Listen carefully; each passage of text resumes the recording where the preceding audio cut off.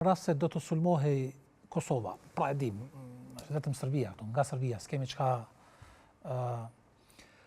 në rast se do të sulmohej, a nënkupton kjo se me këtë marrëveshje, pra Shqipëria dhe Kroacia detyrohen që të futen në luftë me Kosovën? Nuk e se detyrohen të futen në luftë, ato janë sepse janë pjesë të NATO-s me KFOR-in këtu, kanë trupat e tyre, ato thjesht në një rast të tillë, në një rast konflikti, do t'japin gjithë mbështetjen logjistike, ushtarake, teknike, njerëzore, ku diun, politike, aleatit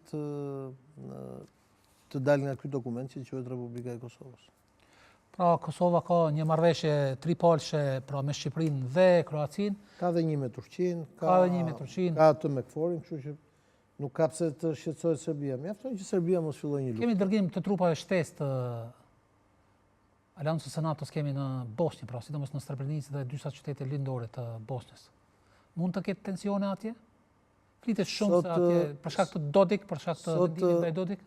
Sot presidentja e Bosnjës, ajo që përfaqëson komunitetin serb në Federat, ishte në vizitë në Stamboll, u takua me presidentin Erdogan dhe pavarësisht rritjes tensionit, unë nuk mendoj që për shkak të edhe të asaj që po ndodh nëpër botë, që serbët e Serbisë dhe të Bosnjës do luanin më që fillonin luftë kundër botës.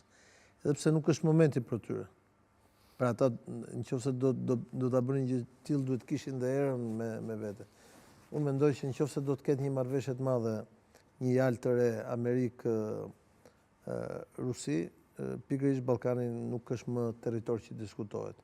Ashtu si kundër NATO nuk do të diskutojë më zgjerimin në territoret e ish Bashkimit Sovjetik, ashtu edhe Rusia nuk mund të diskutojë më çështjen e ndryshimit të kufive apo të territorëve në Ballkanin që tashmë është Evropa apo është hapësira e NATO-s.